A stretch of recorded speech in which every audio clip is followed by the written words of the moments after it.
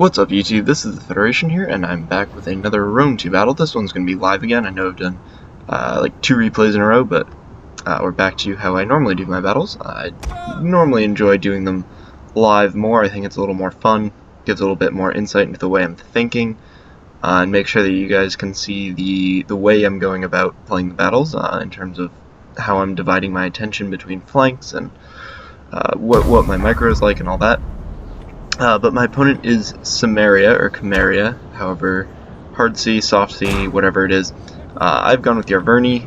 It's got 4 heavy horse, 5 Celtic slingers, 7 chosen swords, I want to say. Yeah, 7 chosen swords, an Oathsworn, a Levy Freeman, and 2 savage dogs. And so my thinking is Cimmeria can take hoplites, it can take horse archers, and not much else. So as you can see, he's got these citizen cavalry and steppe lancers, another citizen cav, good amount of hoplites, and then Cimmeria also has some good skirmishers open to it, including picked peltists, which he doesn't seem to have taken. But yeah, other than that, the selection is pretty limited, and so the war dogs I've taken are to deal with both skirmishers and horse archers. So we'll see how that plays out. That at least used to work pretty well. The slingers are also for the same purpose, mainly for horse archers. So let's set the dogs loose here, see what happens with that. And as this is happening, I'm going to actually move my Levy Freeman over to this flank, and just let those dogs kind of harass his horse archers. They'll keep him out of the way for a while, even if they don't ever end up catching him. And I'll keep my other dogs in the middle here, and focus my slingers in a little bit more narrow of a formation. And then let's keep my heavy horse. Yeah, this is great to watch. Let's keep my heavy horse over here. And so now let's take a look at my dogs chasing him down. And they're gonna start picking up a couple of kills. Looks like they're a little faster than horse archers, which is nice. And then this horse archer over here is gonna oh wow. Yeah, this is great. This is everything I could have hoped for. He's going to charge into the dogs. Not really quite sure how to handle them. I wouldn't be either if I were him. War dogs certainly make steppe horse archers' life pretty miserable. And yeah, he's in a bit of a sticky situation, so that's what they were for. And they've done their job pretty nicely. Can't really complain. These Levy Freemen are going to serve as a meat shield, just in case these horse archers do come back. And I guess he's going to start running his other cavalry units at them, which might be a good idea. So let's start engaging frontally into his hoplites, and I should have enough men that I can do this effectively. And then let's move up my Celtic slingers a little bit more. They'll be in for some closer support. That horse archer is going to go, if not off the field, at least pretty close to it, and it looks like it's being chased by the dog, so it will go off the field. I'm fairly confident in saying. So let's go for these Cimmerian noble infantry and wrap my heavy horse around, and I can push them on this flank as well, and then I'll just chase with these Levy Freemen. And where did I put my other dogs? Right here. So I'm actually tempted to go just release these dogs like that, and that's gonna be the way forward. So where is my general? Vercingetorix's general. Very effective.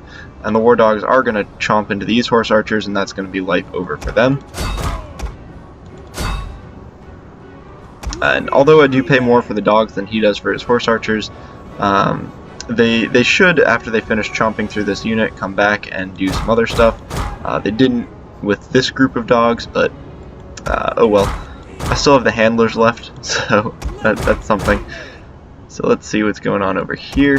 Not much, because I'm forgetting to micro my cavalry. So let's start picking at his general.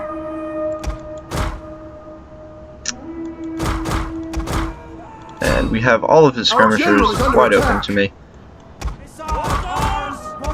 I just have to make sure I keep my general over here so I can fend off from this cavalry. I should have left one of my heavy horse back, but I did not. Although that one has now won his fight, and so we'll be able to come back. And between the Oathsworn and this guy coming around, I should be able to do what I need to do to protect my men.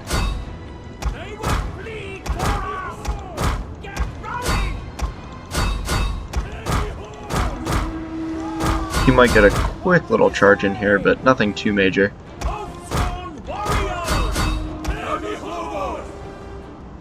Yeah, he'll get a few of my men, but I should be able to halt the damage.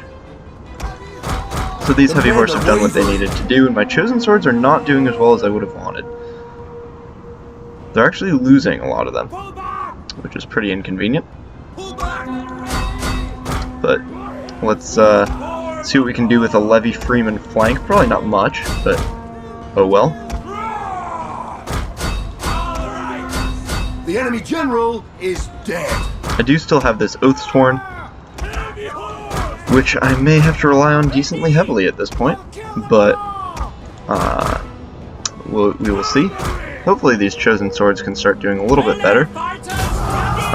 So let's do that. And then this one, I think, is just morale, but the one I just used should be a fairly effective aid in this fight. So I'll pull my general over here. And this is not going very well for me right now. Let's actually turn that chosen sword around and just go for a side charge here. And I think it's time to use this as well, get that morale boost, and then go into that infantry.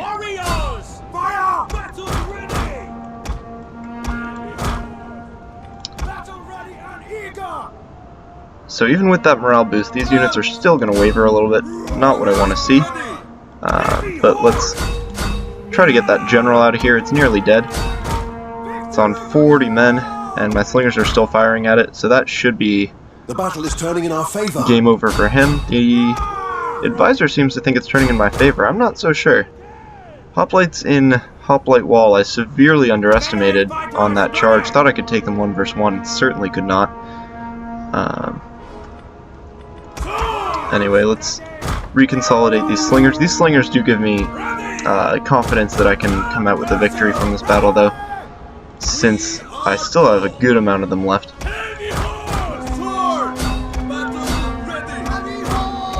And it looks like these hammered anvils with heavy horse are going to do the trick and take me out of this battle victoriously. Anyways, good game to my opponent, Rimas. And yeah, hope you guys have enjoyed this one.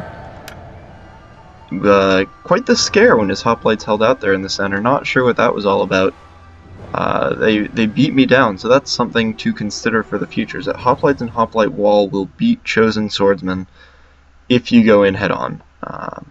And that's assuming I didn't miss something that happened, like maybe he fired his skirmishers at me or something. I'm not sure. But anyways, this is quite strange. So I'm not sure we're going to get to see unit stats. Oh, there we go. Anyways, so we'll take a look at unit stats. They did actually do a decent amount of killing, about 90 on average. Not too bad. These savage dogs killed about a unit of horse archers, so didn't quite pay for themselves, but they were still fun. The Levy Freeman actually getting a good amount of kills. I'm going to assume most of those were with javelins in the back before they actually ended up going in. I could be wrong. Okay, so partly...